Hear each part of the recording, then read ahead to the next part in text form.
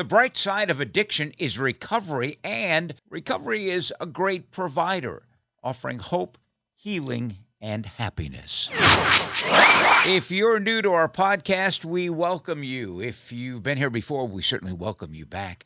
And if you are in recovery, know or love someone who is, or simply want to know more about recovery, you come to the right place. Maybe you're a bit concerned about someone you know or love who's harmfully using alcohol or other drugs. This is the podcast for you. And a reminder that you can find all of our podcasts at recoverycoasttocoast.org. Recent episodes, by the way, have featured interviews with actor John Larroquette, former First Lady Betty Ford, an interview that I did many, many years ago, astronaut Buzz Aldrin, musician Bonnie Raitt, authors Brene Brown, Anne Lamott, J.A. Jance, former NFL players Ryan Leaf and Thomas Hollywood Henderson. All these interviews and more are on our website.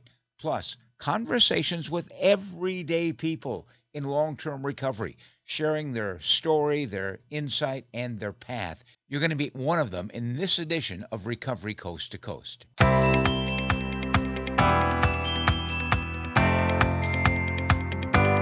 And we welcome you to Recovery Coast to Coast, the national podcast. In this podcast, we're going to meet Tom Hogan, a man driven by desire to be sober, who was given the chance, and he took it. Here's a quick clip. When I was leaving my first meeting, and when I say leaving, I was practically running out the door because I was so uncomfortable, this woman, Jane, said to me, give yourself a chance. And that was one of the most powerful things I heard in early recovery, was just give yourself a chance. I went to 2 or 3 meetings a day sometimes, a meeting every day, and I just immersed myself. I really started to learn about what vulnerability was, what trust was, and it was like this simple program that was very laid out for me. My conversation with Tom is just ahead. I'm Neil Scott, host of Recovery Coast to Coast, with a grateful heart, thanking you for listening to our podcast.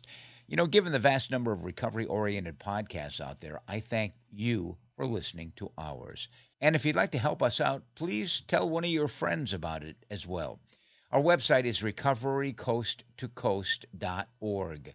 Following 17 years of nightly broadcasting on iHeartRadio in Seattle, our podcast features interviews with everyday people in recovery, as well as clinicians, authors, recovering celebrities, all people who offer the promise of hope and the reality of recovery, plus well-vetted resources for individuals, families, and friends. We invite you to enjoy it and to share it with your friends as well. Recovery is an American way of life. A reminder, our email address is recoverycoasttocoast@comcast.net. Recovery Coast to Coast, supported by Sundown M Ranch, one of America's oldest, least expensive, and most successful treatment programs. Treatment works. That's a fact. Not all treatment programs are created equal. That also is a fact. So when it comes time to choose a treatment program, I strongly invite you to keep Sundown M Ranch in the mix. They've been successfully treating individuals and families for the past 55 years. Their legacy is personal recovery. Unlike a lot of treatment programs, Sundown's bottom line is recovery. Because they are a not-for-profit program, their costs are among the lowest in the country. Their staff has been together for a long time. That's important. They're well paid, also important. They want to keep the people who are good, compassionate, and deeply committed to helping individuals find that journey of lifelong recovery. Heck, many of their staff actually went through treatment years ago at Sundown. They'll help design a specific roadmap to recovery for each patient, giving them the tools to make recovery a reality. As with other chronic diseases, it's kind of up to the patient to follow the guidelines, but they'll help you along. And speaking of following, Sundown M Ranch follows each patient, creating a lifelong relationship through their outpatient program and their robust alumni program as well. There are many good, solid, patient-first treatment programs in this country. And as you begin your search, please make Sundown one of the ones that you will consider. If you go to their website, you'll find out so much more, and you can see their facility. Located at the mouth of the Yakima River Canyon in central Washington, not too far from Seattle, Sundown is where recovery begins. Their website is sundown.org. All right, I want to invite you to join me for a cup of coffee or whatever your non alcoholic beverage of choice is. In this edition of Recovery Coast to Coast, we're going to meet Tom Hogan, whose journey to and in recovery is amazing. Here's my conversation with Tom.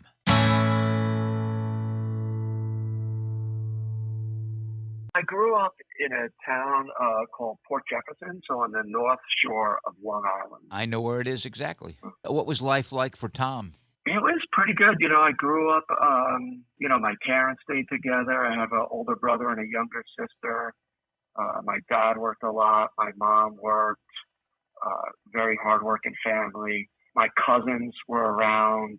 I have like 16 cousins, so I spent a lot of time with them and with family. I started, I think the first time I ever really remember being involved with alcohol, I was about 10. 10 years old. Wow. Yeah, my parents had a bar downstairs, and I found those little minis that they give out on planes. Yeah. And I was like sipping on one of those, and my mom came downstairs and she's like, "What are you doing?" And I'm like, "I'm drinking." It was, I think it was pretty startling for her, looking back. Do you remember that? Do you remember what the alcohol did for you at the age of 10, drinking a mini bottle? No. I've been thinking about that a lot. I don't remember exactly, but the first time I really drank, I ended up in a blackout. I was at a soccer tournament in New Jersey. How old were you then? I was like 16 and went to a party with kids that we were playing soccer with and against. And I had a few drinks, left with some people, went to another party. Don't remember any of it till about 3 o'clock in the morning. The host, the kid I was staying with, woke me up on a street corner. Was like, "Hey, come home, and we get home, we're going to tell my mom you were hanging out with this person and everything will be okay." And I got up the next morning and went to the soccer game, and I saw all these kids that I guess I met the night before. I had no memory of it. And so I was terrified. It was really scary, and I was pretty shy when I wasn't drinking. I guess that night it was the opposite. It was overwhelming. So alcohol became your friend at a very early age. Yes. I think of all my relationships, most everyone that I hung around with, it surrounded drinking or partying or going out. And it was, pretty unpredictable.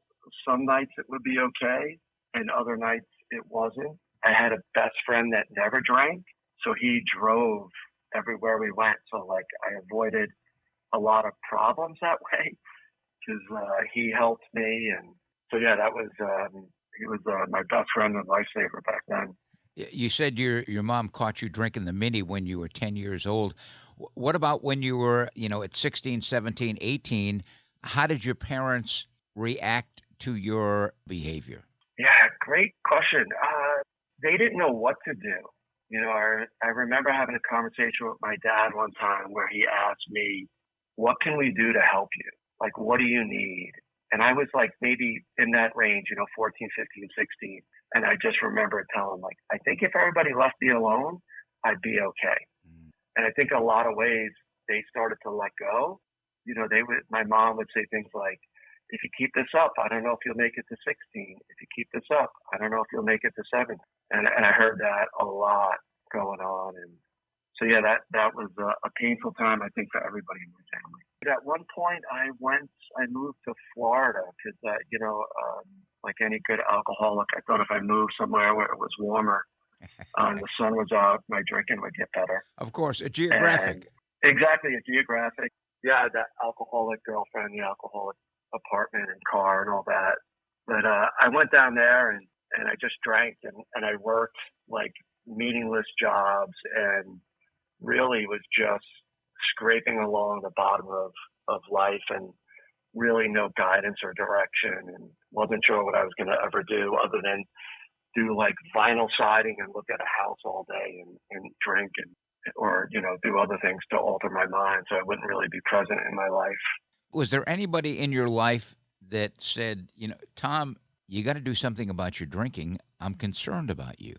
I think, my family would bring it up, but it just wouldn't go anywhere. What The about person that I friends? think about, yeah, friends, no, because that's how we lived. Like, I think they were concerned about me, but we all drank that way. Like, Mm. that's who I hung out with. So it wasn't like I was the outside the norm of the group I was with most of the time. So yeah, people were concerned, but no one ever came to me and said, "Hey, you need to stop drinking." I ended up one night, in a blackout, falling down and hitting my head, and had an aneurysm, and ended up in like the emergency room, doctor's offices, and eventually surgery.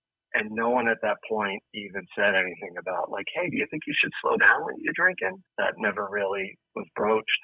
Were there other drugs involved in your addiction career? Mostly cannabis. Like Mm. I loved smoking pot and getting up every day and being high and trying to stay that way as long as possible. I dabbled with others, but more short term stuff. And I mean, I always went back to alcohol. Like that was my best friend. That's the one that made me feel equal with other people and gave me courage and really made me feel complete. When did it all come crashing down and starting up in a lifetime of recovery?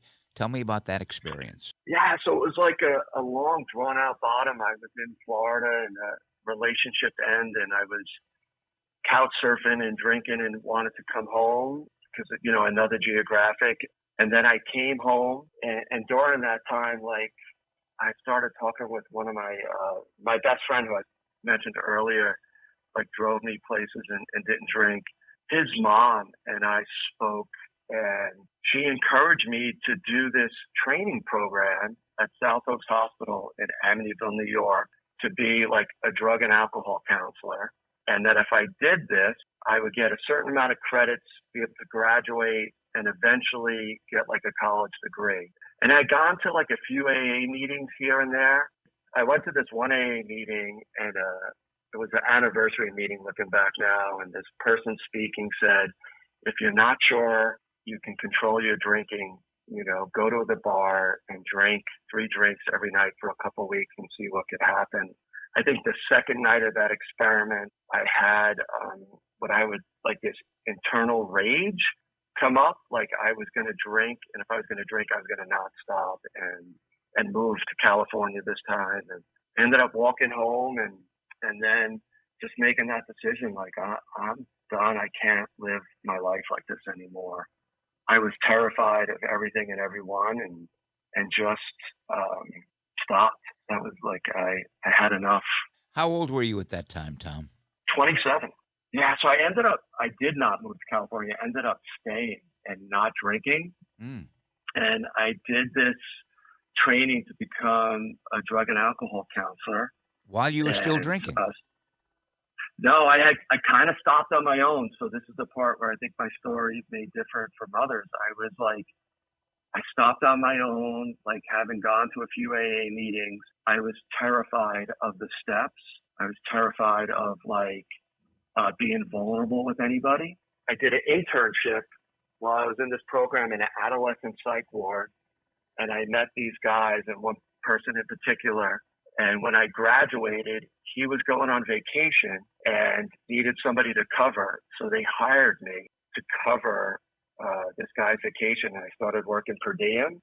So I was kind of like dry. I wasn't really working much of a recovery program, and I was working with adolescents around a lot of people. And really, like the second step of Alcoholics Anonymous is really what got me in, was the unmanageability and the insanity of my life.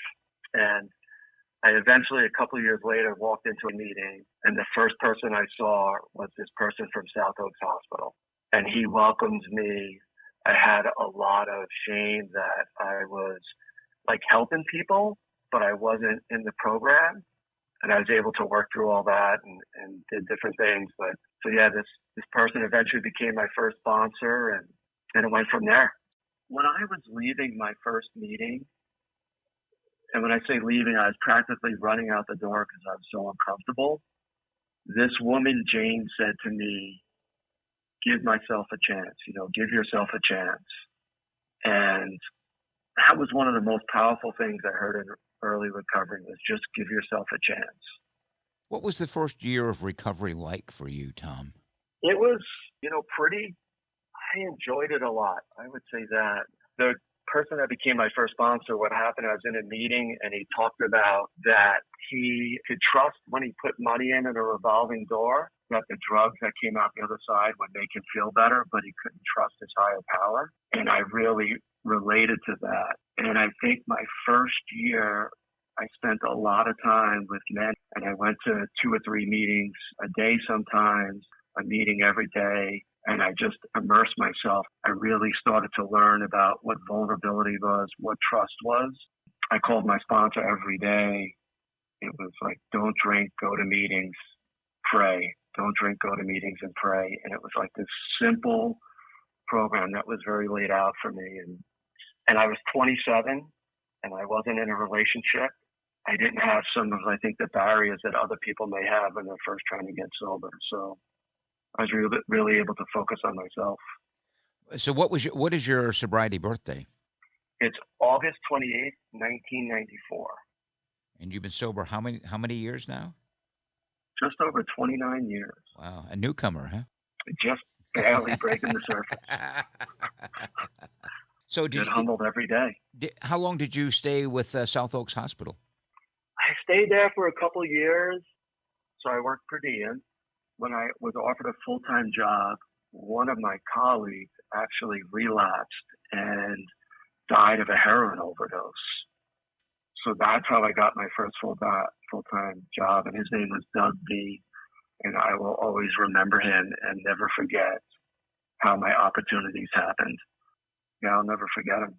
He's a great guy. And I stayed with them for a couple of years, and I did a lot of work with adolescents my first few years, and then I moved out to Boise in 2003 to go to graduate school to get my master's in social work. And that was making a geographic while you were sober. Absolutely. It was totally different. The best advice I got, I spoke at my home group like right before I moved. The guys with a lot of time, I remember them telling me, nobody really cares about what you did in New York to get sober when you get to Boise. Act like a newcomer, get a sponsor right away, get a home group, get a commitment, do all those things that you did to get sober. And that's what I did. I got a sponsor right away. I love to play hockey. I played hockey throughout my whole sobriety. Within a couple of weeks, I was on a hockey team, so I had that social connection, and it was totally different than the previous geographic. What is recovery like for you today, some 29 years later? It's wonderful. I think for me, it's reliant on my higher power and trust, that I trust my higher power, that I trust my program, that I trust the people around me. And there's a certain level of comfort I have now that I don't think I had years ago. And I have complete faith that no matter what happens, I'll be taken care of. That adds a level of comfort. And the last thing I would say is that I've really learned, for me, recovery is about empowerment.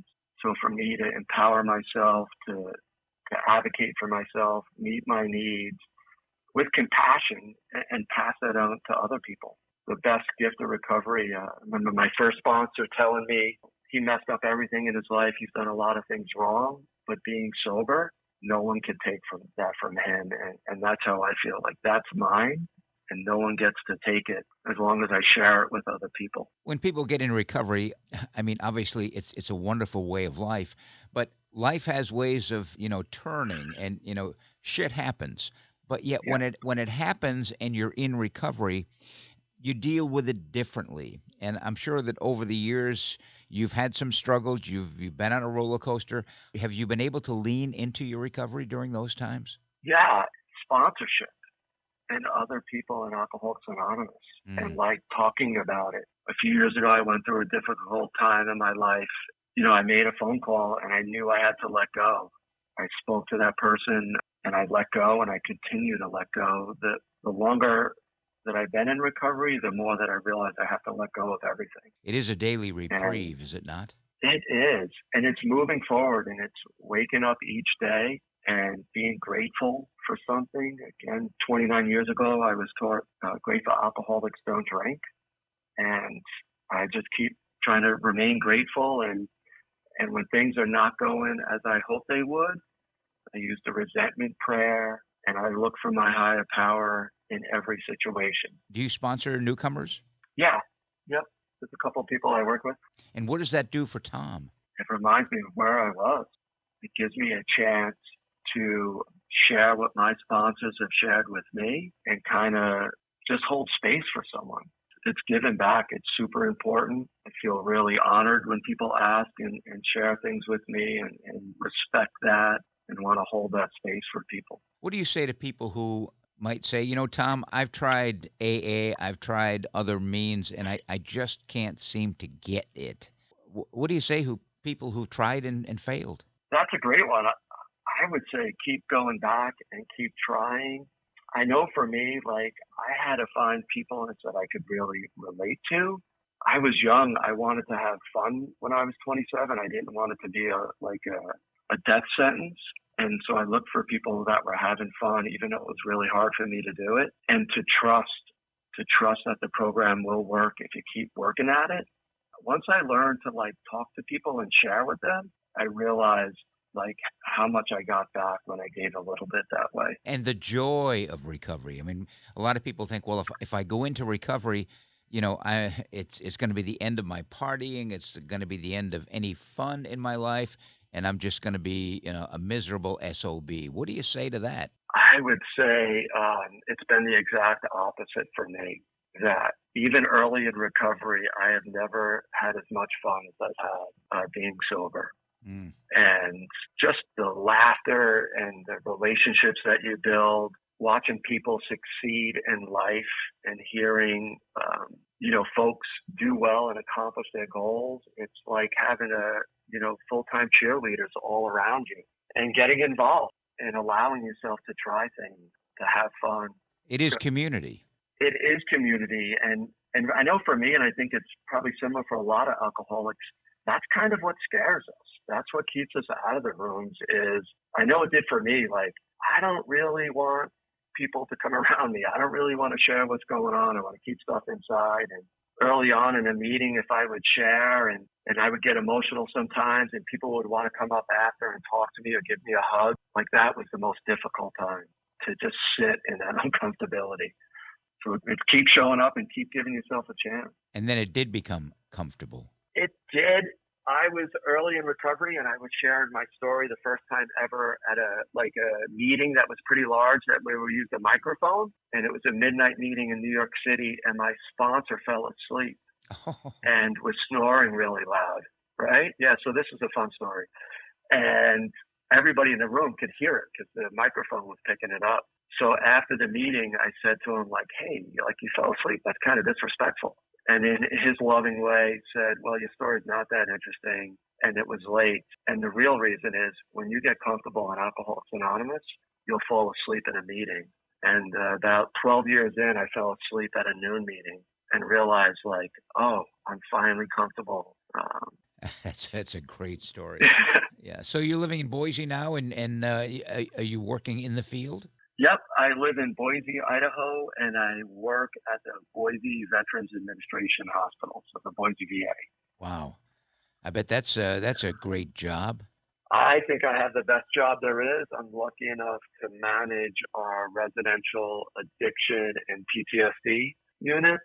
I often share, every morning we do gratitude in the community, and I often share that I have the best seat to watch people fight for their lives and the courage that they show. And these are men and women that have, been willing to risk their lives just for us to have freedom. And that's an incredible honor to be there every day and serve them.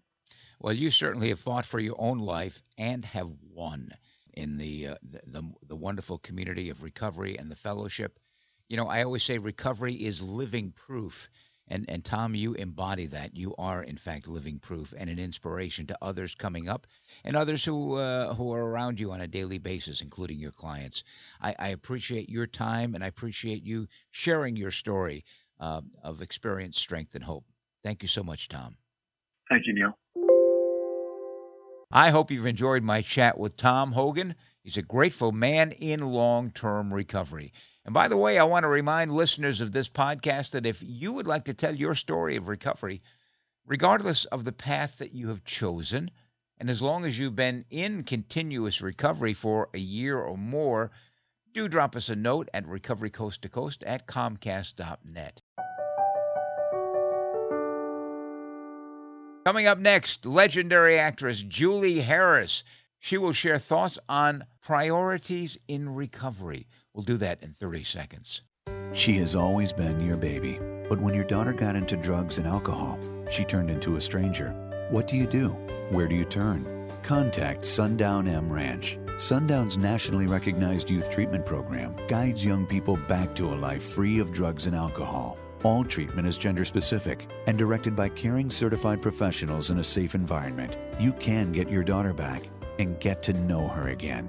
Go to www.sundown.org to learn more. And now, as promised, here is actress Julie Harris. A laugh is worth 100 groans in any market. Charles Lamb. Many of us, as we become honest with ourselves, can begin to see that we take most things in life too seriously. We view our jobs, our status, our possessions, large and small, even life's little mishaps, with far more seriousness than they deserve. The heart of the matter, of course, is that we tend to take ourselves too seriously. While it's true that many things do require our serious attention, that doesn't mean we have to go about straight-faced and tight-lipped in all areas of our lives. When we are excessively concerned, we limit our ability to have fun, to be relaxed and happy, in short, to enjoy life. If we find ourselves taking everything too seriously, if we see that we're trying to manage things beyond our control, it's time to reorder our priorities, asking ourselves, what's really important? Perhaps then we can remember that we have a choice to burden ourselves by viewing everything as serious and therefore probably negative, or to strive for a positive outlook with the goal of enjoying life a day at a time as it unfolds. Thought for today: lighten up. That wraps up this edition of Recovery Coast to Coast, the national podcast. If you've enjoyed our podcast, and I certainly hope you have, please share it with a friend. You can do that via social media or simply by telling that person about it. You can find all of our podcasts at recoverycoasttocoast.org. And if you'd like to get in touch with us, our email, recoverycoasttocoast@comcast.net. And please hit the subscribe or follow button. It's free, and you'll be notified the next time we publish a podcast. And remember, if you know someone who's experiencing problems with alcohol or any other drug, here's a 24-hour national helpline which offers free information and confidential treatment referrals. Spanish-speaking individuals are available as well. 1-800-622-HELP. 1-800-HELP. And we encourage you to check out findsupport.gov. It's a brand new website designed for individuals, families, and friends, including how to pay for treatment, including low-cost and free treatment options. You'll find all of this and more, including healthcare support and how to help someone else or find help for yourself, all in one place, findsupport.gov. Join us next time for America's Voice for Recovery, Recovery Coast to Coast, the national podcast. And another shout-out to our sponsoring organization, Sundown M Ranch, where recovery begins, sundown.org. I'm Neil Scott, reminding you to stay healthy, live in gratitude, and be kind to others. And remember, the bright side of addiction is indeed recovery. Pass it on.